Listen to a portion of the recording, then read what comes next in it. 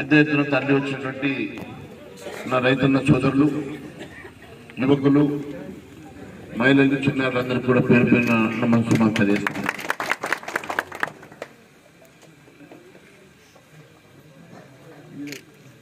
చాలా సంతోషం. ఈరోజు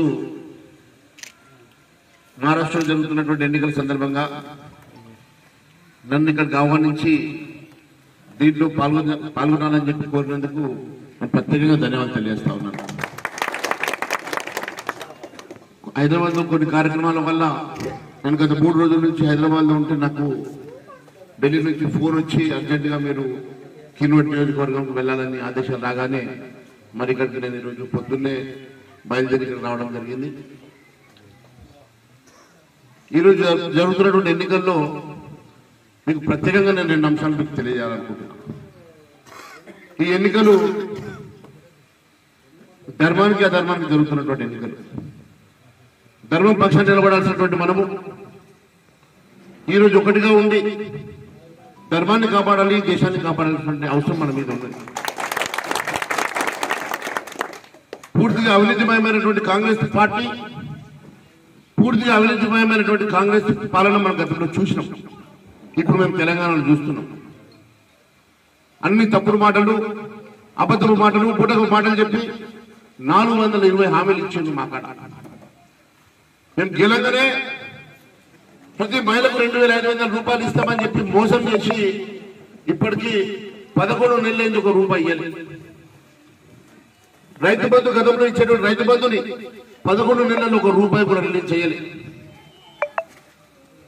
అంతేకాదు వాళ్ళు ఇష్టమైనటువంటి హామీలలో రుణమాఫీ చేస్తామని కొంతమందికి చేసి పూర్తిగా చేతులు ఎత్తేసింది. అంతేకాకుండా తెలంగాణ రాష్ట్రంలో 2000 పెన్షన్ 4000 చేస్తామని చెప్పి మోసం చేసింది. తెలంగాణ రాష్ట్రంలో ప్రతి మహిళకు 2500 రూపాయలు ఇస్తామని చెప్పి మోసం చేసింది. చిన్నపిల్లలకు స్కూటీలు కొనిస్తామని మోసం చేసింది. ఉచిత విద్య ఇస్తామని మోసం చేసిండు, వైద్యం ఇస్తామని మోసం చేసిండు, రైతుల్ని మోసం చేసిండు. యువకులకు ఉద్యోగాలు ఇస్తామన్నారు, లేకుంటే 4000 రూపాయలు ఉద్యోగం వచ్చే వరకు ప్రతి యువకుడికి 4000 రూపాయలు పెన్షన్ ఇస్తామన్నారు. అన్ని రకాలుగా మోసం చేసి ఈరోజు జీతాలు ఇచ్చే పైసలు లేవని చెప్పి చేతులు చెప్తున్నారు. కేవలం కార్యక్రమాలను హైవేలు అయితేనేమి, ఈ భారతదేశ అభివృద్ధి అయితేనేమి కళ్ళారా చూపించినటువంటి ఏకైక నాయకుడు నరేంద్ర మోడీ గారు. ఒక్కసారి మీరు ఆలోచన చేయాలని తెలియజేస్తా ఉన్నాను.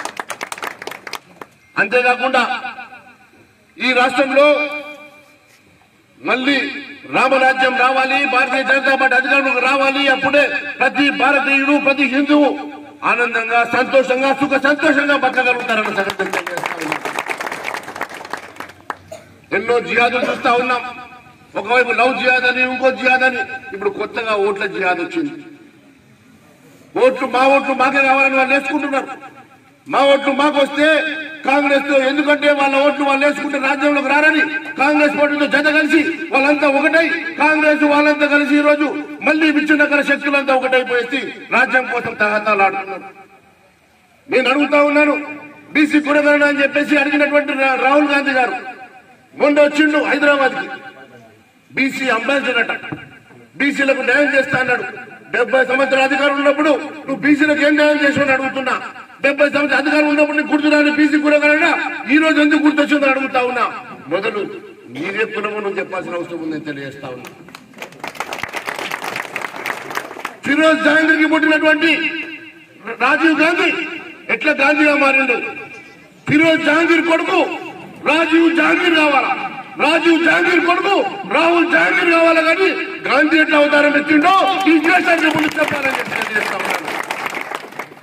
నువ్వు ఎంఐఎం ఒకటి కాదా, నువ్వు ఎంఐఎం కలిసి చేస్తున్నటువంటి నాటకాలు కాదా, నువ్వు ఎంఐఎం కలిసి ఈరోజు ఆడుతున్నటువంటి నాటకంలో ఇది బాగా కాదా అని అడుగుతా ఉన్నా. ఖచ్చితంగా ఈ రాష్ట్రంలో మనం కోరుకున్న రామరాజ్యం రావాలన్నా, మనం కోరుకున్న అభివృద్ధి రావాలన్నా, భారతీయ జనతా పార్టీ ఇచ్చిన మాట నిలబెట్టుకోవాలన్నా, మీకు ఇచ్చినటువంటి రుణమాఫీ జరగాలన్నా, మీకు ఇచ్చిన 1500 2100 రూపాయలు కావాలన్నా, మీరు కోరుకున్నటువంటి 3 లక్షల రూపాయల రుణమాఫీ జరగాలన్నా భారతీయ జనతా పార్టీ కోటేసి కమలపు కోటేసి గెలిపించాల్సిందిగా కోరుకుంటూ భారత్ మాతాకి జై శ్రీరామ్.